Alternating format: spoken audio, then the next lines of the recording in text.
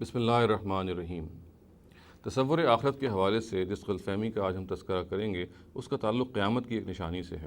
یہ بات بیان ہوئی ہے روایات کے اندر کہ قیامت سے پہلے اللہ تعالیٰ ایک جانور کو زمین سے نمودار کریں گے، دابۃ الارض کے نام سے روایات میں یہ بات بیان ہوئی ہے۔ اس میں کوئی شبہ نہیں کہ نبی صلی اللہ علیہ وسلم کی طرف اگر اس روایت کی نسبت ٹھیک ہے تو یہ ایسا ہی ہوگا، اور قیامت سے پہلے ایک جانور ہے جو زمین سے نمودار ہوگا۔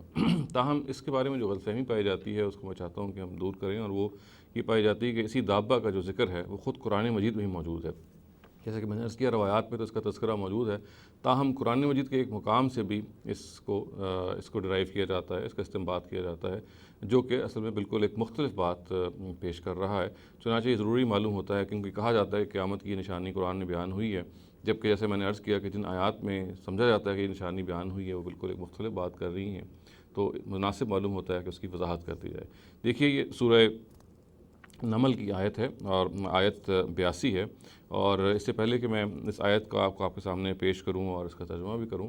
یہ بات ذہن میں رہنی چاہیے کہ یہ بہت ضروری ہے کہ طے کیا جائے کہ ہم جب قرآن کی آیات پڑھتے ہیں تو وہ آیت کا مخاطب کون ہے، یعنی وہ کس کو مخاطب کر رہی ہے، اس کا ایڈریسی کون ہے، اس کے سامنے کون ہے جس کو یہ بات کہی جا رہی ہے۔ ان آیات پر اگر آپ تدبر کی نگاہ کریں اور پیش و عقب سے ان کو پڑھیں اور سیاق و سباق پر دیکھیں، ان پر نظر کریں، تو یہ بات بالکل واضح ہو جاتی ہے کہ اس کے جو مخاطبین ہیں وہ نبی صلی اللہ علیہ وسلم کی جو اپنی قوم ہے قریش، وہ لوگ ہیں، اور ان کے بارے میں اسی سورہ کی شروع میں کچھ چند آیات پہلے یہ گزر چکا ہے کہ وہ جب ان کو کہا جاتا تھا کہ قیامت اور عذاب نے آنا ہے تو وہ یہ کہتے تھے کہ ہم تب مانیں گے کہ جب ہم اس قیامت عذاب کو دیکھ لیں یا ایسی کوئی نشانی دیکھ لیں۔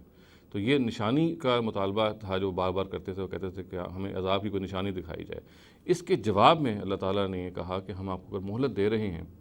تو اس لیے دے رہے ہیں کہ تذکیر اور تنبیہ کے لیے یہ کتاب الہی کافی ہے، اور یہ کتاب الہی ہے جو بیسکلی اللہ تعالیٰ نے جس کو جب ان کو مہلت دی تذکیر کی تو وہ ان کو رہنمائی کر رہی ہے، اور جب اتمام حجت ہو جائے گا تو پھر اللہ تعالیٰ کے لیے کوئی مشکل نہیں ہے کہ وہ نشانی کوئی عذاب کی ان کے سامنے مقرر کرے، اور وہ نشانی جو ہے پھر اس کے حوالے سے ان پہ عذاب آئے۔ تو یہ سیاق و سباق ہے اور یہ اس کی کچھ تفصیل ہے۔ تو اس روشنی میں آپ دیکھیے جو الفاظ ہیں کہ وہ کیا کہتے ہیں۔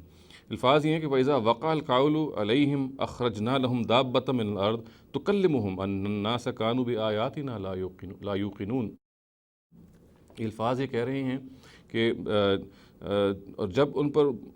بات پوری ہو جائے گی تو ہم ان کے لیے زمین سے کوئی جانور نکال کھڑا کریں گے جو ان کو بتائے گا کہ لوگ ہماری آیات پر یقین نہیں رکھتے تھے۔ گویا کہ کہا جا رہا ہے کہ قریش پر جب اتمام حجت ہو جائے گا، جب ان پہ بات پوری ہو جائے گی، یعنی جو ان کو مہلت دی جا رہی ہے وہ ختم ہو جائے گی، تو پھر ہمارے لیے کوئی مشکل نہیں ہے کہ ہم ایک عذاب کی نشانی جو ہے وہ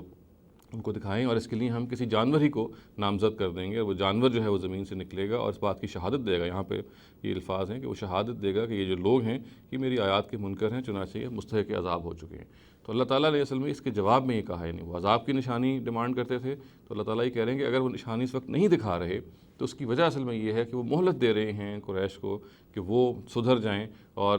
قرآن مجید کے حوالے سے جو ان کو تذکیر ہو رہی ہے اس سے وہ اپنے آپ کو درست کر لیں۔ مگر اگر یہ نہیں ہوگا تو پھر جب میری مہلت پوری ہو جائے گی، یعنی جب میرا معاملہ ان پہ واقع ہو جائے گا، جب اتمام حجت ہو جائے گا، جب حق جو ہے وہ کمیونیکیٹ ہو جائے گا، تو اللہ تعالیٰ یہ کہتے ہیں کہ ان کے لیے کوئی مشکل نہیں ہے کہ پھر وہ زمین ہی سے کوئی ایک جانور نکالیں گے جو جانور اس بات کی شہادت دے گا کہ یہ لوگ جو ہیں وہ بالکل اللہ تعالیٰ کی منکر ہیں، ان کی آیات کو جھٹلایا ہے اور عذاب کے مستحق ہو چکے ہیں۔ ہمیں اپنی رسولوں کی تاریخ میں یہ بات یاد ہے جو ناقہ سمود کے حوالے سے کہی جاتی ہے کہ حضرت صالح نے بھی اپنی قوم کے انکار کے بعد جب انہوں نے بھی بار بار مطالبہ عذاب کیا اور نشانی عذاب کی چاہی، تو انہوں نے بھی ایک اونٹنی کو نامزد کر دیا اور یہ کہا کہ جو شخص اس اونٹنی کو نقصان پہنچائے گا تو پھر اس پہ اللہ تعالیٰ کا عذاب آئے گا۔ ہمیں یہ معلوم ہے کہ سمود جو تھے وہ اس عذاب کی نشانی پر بھی انہوں نے تذکیر حاصل نہیں کی، انہوں نے اپنی روش کو نہیں تبدیل کیا، اور انہوں نے اس اونٹنی کی کونچیں کاٹ ڈالی اور اس کو ذبح کر دیا، اور اس کے نتیجے میں وہ ہلاک ہو گئی اور پھر وہ لوگ مستحق عذاب بنے۔ تو یہ نشانی ہم دیکھ چکے ہیں۔ تو اسی قسم کی نشانی ہی کے بارے میں یہ بات ہو رہی ہے، اور اس میں مخاطب قریش ہیں، اور یہ انہی کے حوالے سے آیات آئی ہیں، انہی کے حوالے سے دابۃ الارض کا ذکر ہے، اور یہ بھی اس انداز سے ذکر ہے کہ اللہ تعالیٰ کے لیے کوئی مشکل نہیں کہ وہ یہ کام کر دے۔ رہ گیا وہ دابہ یا وہ